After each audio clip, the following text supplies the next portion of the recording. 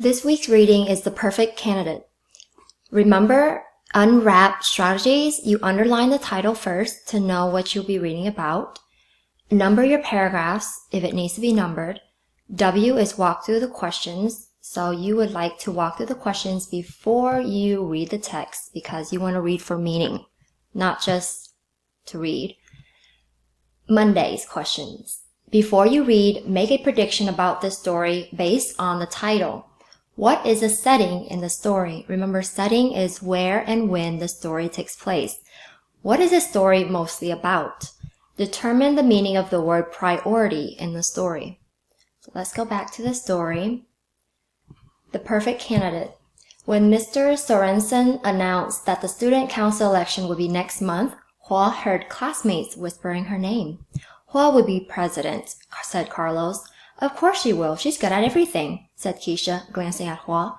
I don't know about that, Keisha, said Hua, blushing. No, Keisha's right, Carlos whispered. You get straight A's. You're on this travel soccer team. You play violin, and you're a great dancer. I didn't even fall asleep during your recital last spring. You did too. I had to nudge you awake with my elbow, teased Keisha. Yeah, but that wasn't during Hua's number, Carlos defended. Anyway, my point is that anything Hua does, she does well. Plus, she gets along with everyone. Carlos gave a quick glance to the girl seated behind Keisha and then added in a quiet whisper, even the oddballs. What was her name? Luann. She was a girl who had chosen the student handbook for her non-fiction book report in English class. Only Hua had clapped. Face it, Hua, Keisha chimed in. You're smart, talented, and popular. You've got everything it takes to be a great president. Except for the time, admitted Hua. Keeping her grades up was her first priority. She practiced violin before school and before she went to bed to be sure she played all the right notes during her lessons with Dr. Nashawati. Ballet was 3 days a week and sometimes more. The Nutcracker was coming up and she wanted a part. Soccer gave her pure joy. There was nothing like kicking in a goal. Some days, Hua fell asleep in the car after practices. Relax, it's not like the student council actually does anything, said Keisha. Hua blinked in surprise at her friend. That's not what Mr. Sorensen said.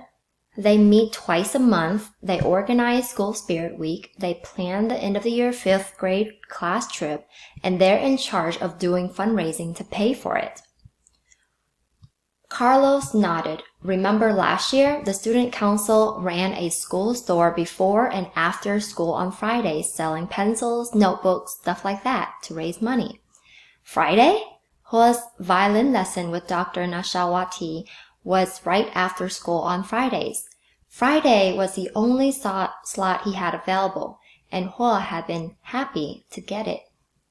I think I'm going to run for treasurer, said Carlos. You should run for secretary, Keisha.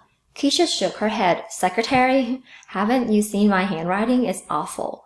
I'm not a fast typist either. Anyway, I have other election plans. Vice president?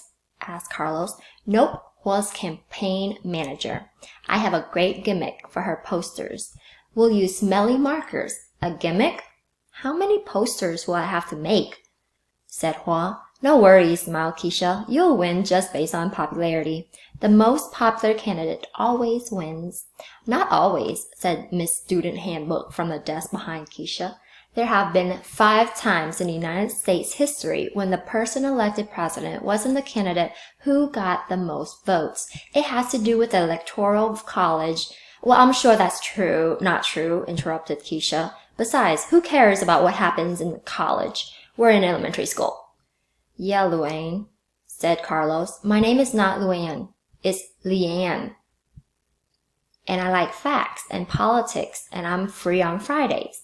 And most other days too. I have some great ideas for Spirit Week and raising money for our class. And prompted Carlos, and I'm running for school student council president too, Leanne announced. Keisha laughed.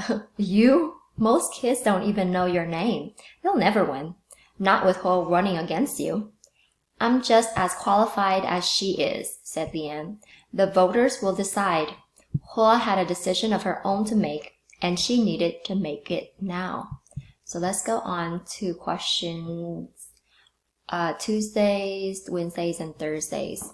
So Tuesday, how did Hua feel when her friends first said she will be president? Support your answer. Why might Hua not be able to run for president? Do you think Keisha understands what it takes to be president? Support your answer. How does Hua feel when she finds out the student council ran a school store on Fridays? Why? Why do Hua's friends feel she would make a great president? Why might Leanne make a great president? How are Hua and Leanne different? Determine the meaning of the word gimmick in the story. What details from the text support that Hua is a kind person? Why does Keisha laugh at Leanne when she says she is going to run for president? What details from the text support that Leanne has confidence in herself?